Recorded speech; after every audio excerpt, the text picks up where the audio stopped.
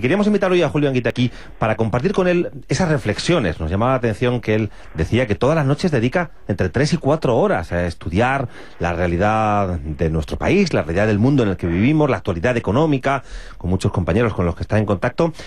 Ahora realmente se ha vuelto usted más que nunca un estudioso del mundo que vivimos, ¿no? Yo siempre he sido estudioso, es decir, siempre he mantenido y sigo manteniendo que los dirigentes políticos tienen que dedicar horas a estudiar, y eso es muy importante.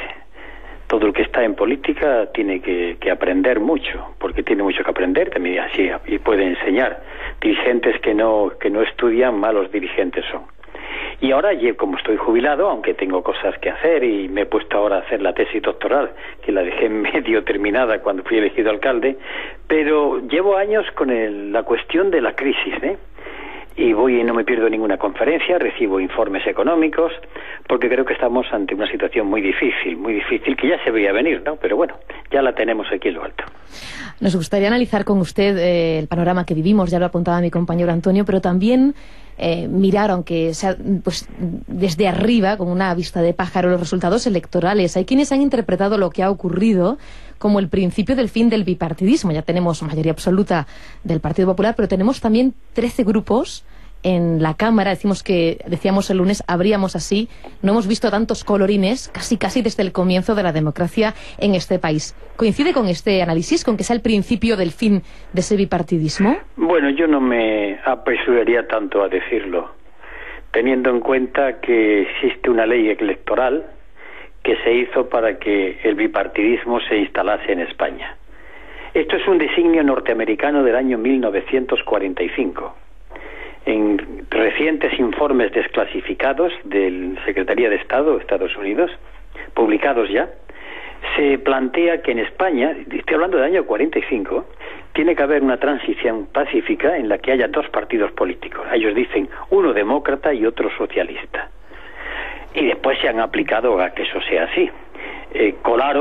Metieron el gol de la ley electoral, que el Partido Comunista de España entonces lo aceptó, yo creo que tontamente, y como consecuencia de eso, pues estamos viendo que una formación, por ejemplo, como Izquierda Unida, podría tener 25 diputados, o que los nacionalistas, que han sacado la mitad de votos que Izquierda Unida, tengan 5 diputados más, y demás aberraciones del sistema electoral, por ejemplo, Asturias, que está dividida en 3 circunscripciones electorales, o Murcia en 5, auténticos disparates que van en contra del sentido auténtico de la democracia. Sí, lo que pasa que de esto se habla siempre antes de las elecciones, y una vez que terminan las elecciones se acabó el debate hasta dentro de 4 años. No, Izquierda Unida lo ha planteado muchas veces. Yo recuerdo haberlo planteado el 13 de mayo de 1998, proponiéndole al PSOE un acuerdo, un pacto, e incluía eso, y posteriormente en el Congreso de los Diputados, Gaspar Llamazares ha defendido el cambio de la ley electoral. Estamos continuamente insistiendo en esto, ¿no? Y a partir de ahora se ha abierto una nueva etapa. Vemos que Mariano Rajoy acaba de ganar las elecciones y ya está todo el mundo presionándole para que haga algo. La bolsa y el mercado parece que le exigen nuevos sacrificios en el altar de los altares. Hace unos cuantos meses, cuando hablábamos la primera vez, señora Anguita, nos decía usted, vamos de cabeza al desastre. A mí me gustaría repreguntárselo hoy. ¿Vamos de cabeza al desastre? Primeramente ya hemos empezado a entrar, pero todavía no hemos llegado al fondo. Y lo estamos viendo en este proceso desde que usted dice que yo le hice esa afirmación, lo cual es cierto que así lo pensaba. El desastre, gane Mariano Rajoy o no haya ganado Mariano Rajoy, cuando dicen es que no sabemos cuál es el programa de Mariano Rajoy, ¡qué tontería! El programa de Mariano Rajoy es ponerse a las órdenes de lo que diga la señora Merkel, que ya se lo ha vuelto a decir. Va a tocar las pensiones, a pesar de lo que dijo el otro día en televisión, va a tocar las pensiones. ¿Por qué? Porque no tiene más remedio. Mire usted, cualquier político que se ponga hoy a gobernar en España, yo mismo, y que no cambie los parámetros de política económica, tendría que hacer lo mismo. El problema es que yo no me meto en ese callejón sin salida, no me metería. Va a tocar las pensiones, va a hacer el despido más barato, va a recortarle a los funcionarios, va a subir el IVA. Y todas esas personas que el otro día fueron a votar pensando que no iba a ocurrir eso, pues va a ocurrir, pero repito, va a ocurrir porque tanto el PSOE como el PP se han metido en un callejón sin salida. Recuerdo que hace ya casi 20 años, cuando yo planteaba el tema de Maastricht en nombre de Izquierda Unida, advertía que esto va a pasar, ya pasó. Pero la novelería de la Europa, y yo soy europeo y creo que tenemos que llegar a una Europa federal, pero esto que hay ahora es una auténtica novelería en beneficio exclusivo de Alemania, que es la que ha sacado la gran tajada del euro. Señora Anguita, usted claro plantea que no le hubiera gustado, que no le gustaría llegar ahí a meterse en ese callejón sin salida, pero ¿qué propondría usted?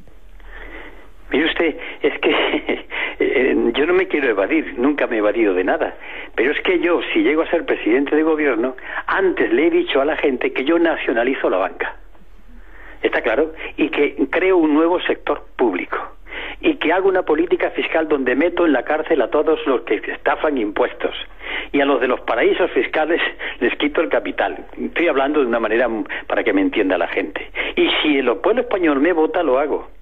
Lo que yo no sería presidente llegando al voto, engañando a la gente y de pronto tener que desdecirme de lo que he dicho. ¿Por qué? Porque yo este sistema no lo acepto, pero lo he dicho siempre en campaña electoral. Por tanto, si yo llegase a ser presidente después de decir a la gente estas medidas, claro que las haría, porque tendría a la gente de mi lado.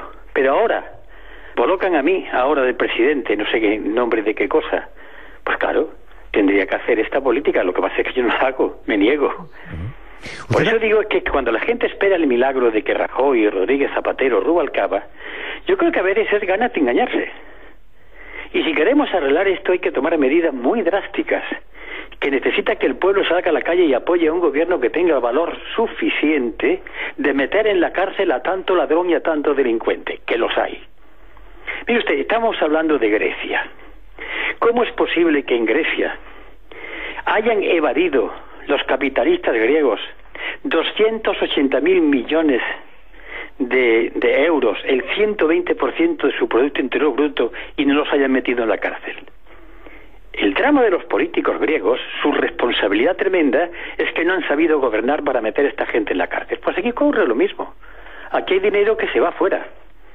Aquí hay gente que estafa, que ha vivido, que se lleva sueldos extraordinarios de las cajas de ahorro, que está robando dinero de los españoles y están en la calle. Entonces, quieren un gobierno fuerte, pero para que un gobierno fuerte sea un gobierno fuerte, la gente tiene que estar apoyando esas medidas. Ahora, ir a la calle, a las urnas, votar y a esperar que el líder de turno me resuelva el problema, eso no va a ocurrir nunca. No lo van a resolver. Mariano Rajoy va a hacer lo que tenía que hacer, lo que le están diciendo los poderes europeos. Esa frase que tanto ha sonado en la redacción estos días, ¿no, Antonio? ¿Cómo era? Elegimos al capataz, no al amo. No la oigo. Creo que pronunciaba usted estas palabras. Voy a pedirle a mi compañera... Es que le oigo muy mal, muy lejos ahora. Pues le vamos a pedir a nuestra compañera que solucione ese problema. Decía que ahora. Una de sus expresiones que ha trascendido estos días y que, de hecho, nos ha hecho pensar sobre ella preparando la conversación que mantenemos ha sido esta expresión, la de elegimos al capataz, no al amo. Sí, efectivamente. Pero no lo han visto ustedes. Si se cambia la Constitución española, que tantos años diciendo ellos que no se podía tocar, y en 48 horas hacen esa inmensa y fullería, esa chapucera modificación de la Constitución, en donde no es cuestión del déficit, a los españoles se le ha pasado por alto una cosa. Lo que se ha aprobado dice que el pago de la deuda es prioritario, es decir, que si no hay dinero para pagar, pues primero se paga la deuda a los bancos, a los bancos se le paga la deuda y después se pagan las pensiones y los salarios. Esto es lo que se ha aprobado y lo han aprobado los dos, ¿Y por qué? Porque el Banco Central Europeo le dirigió una carta al señor Zapatero diciéndole hay que hacer esto. No hemos tenido gobernantes, hemos tenido criados, lacayos de la Unión Europea y hemos elegido un nuevo lacayo. Pero bueno, ¿será que nos va la marcha? Porque cuando el pueblo vota, lo podrán engañar, pero como dice el árabe, la primera vez que me engañaste la culpa fue tuya, la culpa ya empieza a ser mía.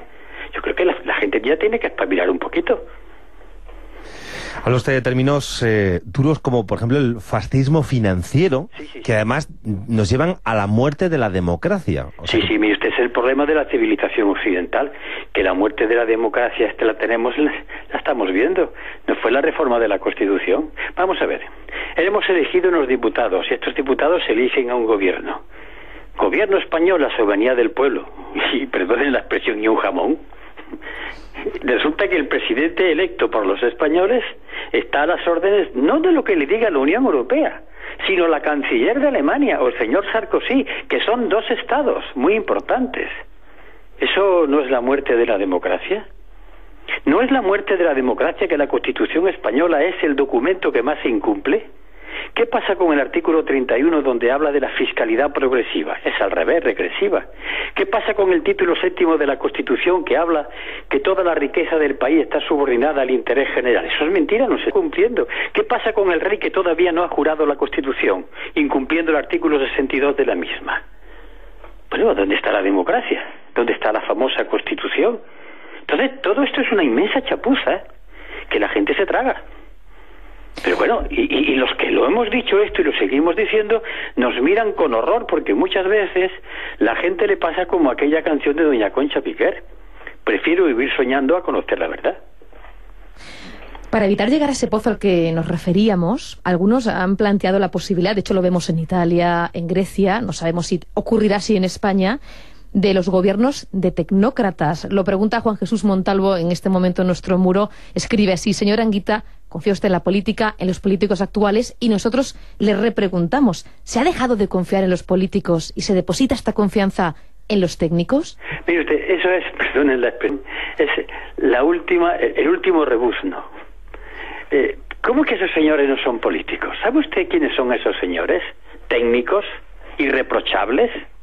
Pues han sido funcionarios de Goldman Sachs, la empresa que manipuló los datos del gobierno griego. Son funcionarios del Banco Central Europeo, tanto el presidente de Italia, el nuevo presidente de Grecia, el señor del Banco Central Europeo. Todos son altos funcionarios de la banca.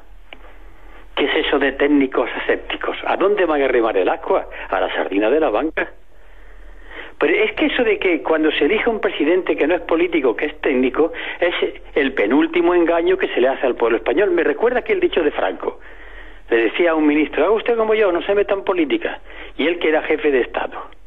Pero claro, estamos jugando con el tema, no, política no, ahora técnico. Eso es mentira. Esto es un cuento que la gente se lo quiere creer para, como dije antes de Concha Piquer, engañarse. Estos señores, en el momento en que son jefes de gobierno, son políticos. Y además políticos que yo digo así, deshonestos, porque están no a las órdenes del pueblo griego o italiano, sino a las órdenes de quien le paga, que es la banca. Claro, da la sensación de que hay mucha gente ganando mucho dinero en estos tiempos de tanta dificultad para tantas otras personas, para tantos millones de personas, pero yo le pediría, señor Anguita, alguna razón para la esperanza, alguna luz, porque la verdad es que con este panorama... Pero ¿sabe usted por qué? Porque peleo, porque no doblo la rodilla, porque no me da la gana que me engañen, y porque estoy explicando por ahí muchas veces contra mi descanso, y porque me organizo y estoy militando en Izquierda Unida, en el Partido Comunista, en varios colectivos. Claro que tengo esperanza, pero espero en mi lucha. Yo no confío en ningún milagro, confío en los que conmigo van a luchar o están luchando. Ya no me fío de nada más. Por eso soy optimista. Lo que le estoy diciendo a quien me esté escuchando ya es que deje ya de soñar en bobadas y que se comprometa en luchar donde quiera. Y hay una manera de luchar que es poco arriesgada. Que lean, que tengan curiosidad por saber. Que uno de los problemas que tiene nuestro país es el miedo a saber. Es el miedo a pensar. Usted no ha oído, no te metas, no, tú no pienses, tú a lo tuyo. Ese tremendo miedo a pensar de un país perezoso mentalmente es el que nos ha arrojado. Estamos dispuestos al milagro del último que llega porque es cómodo, lo votamos y que resuelva el problema. Y ha llegado el momento en que la gente asuma voluntariamente su destino, que es lo que estoy diciendo y haciendo. Y yo no puedo hablar de otra manera, porque no me quiero parecer a aquellos que en las campañas electorales prometen. Yo jamás lo he hecho.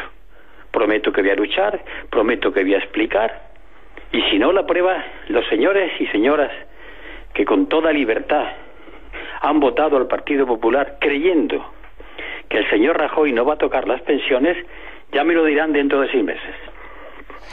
Yo al escucharle hablar, señor Anguita, le escucho expresar argumentos que, al menos en parte, coinciden con lo que han venido expresando los indignados, aquellos que pertenecientes al movimiento 15M, pero yo sé que usted ha seguido con atención qué ocurría. De hecho, le escuchaba decir hace algún tiempo que podría ser esto del 15M el hervor que le faltaba a la izquierda, pero no sé qué ha sentido cuando les escuchaba decir en la calle no nos representan. Bueno, vamos a ver.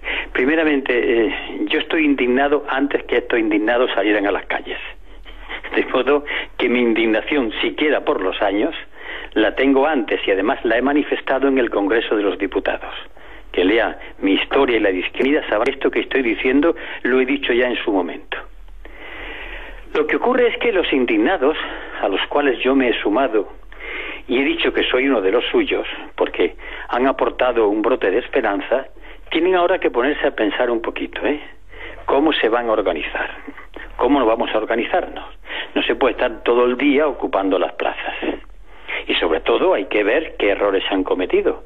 No podemos encontrarnos todo el día que somos estupendos. Porque el problema hay que llegar a esa inmensa mayoría de gente que no va a las manifestaciones, que no va a las plazas, que está en su casa muchas veces con miedo, otras veces con pereza para participar. A esos hay que ganar, porque los cambios se hacen desde la mayoría. Y hay que pensar qué transformaciones vamos a hacer. En cuanto lo de no nos representan, a veces suele ser una auténtica gansada. Porque hay muchísimos políticos honestos, muchísimos, que sí representan a su pueblo. Y naturalmente, aquel que no se ha presentado ante las urnas, ese sí que no representa a nadie. Las cosas claras. Creo que también en la izquierda tenemos que aclararnos y hacer nuestros debates sin tener pelos en la lengua. Eso de no nos representan creo que es una frase muy a la ligera, que conviene matizar. En fin, señora Anguita, tenemos que ir terminando. Simplemente quería terminar con un detalle un poco más personal, el tremendo cariño que he visto en Extremadura por la figura de Julio Anguita el pasado fin de semana. Nos consta que tiene buenos amigos aquí, que le une una gran corriente de cariño con mucha gente en Extremadura, ¿no? Bueno, yo también hacia ellos. Mi forma de actuar en política ha sido siempre hablar, discutir, decir las cosas claras, escucharlas y volcarme. Eso es el cariño. El político que solamente se acerca a la gente en las campañas electorales, se retrata con niños, los coge en brazos, cosa que yo no he hecho en mi vida, o va a los asilos, o baja a la mina a apuntarse con carbón para que lo fotografíen las cámaras de televisión, ese es un político distante. El político cercano incluso se pelea con la gente, porque en las relaciones hay de todo, hay acercamiento, hay separación. Eso es tal vez lo que yo puedo sentir por la gente y una parte de la gente conmigo. Es decir, no soy indiferente, pero no soy indiferente porque a mí la gente no me es indiferente. Señor Julio Anguita, muchísimas gracias por sentarse a compartir este café y sus ideas con nosotros, con los oyentes del Sósale por el Oeste. Muchas gracias a usted. Muy buenos días.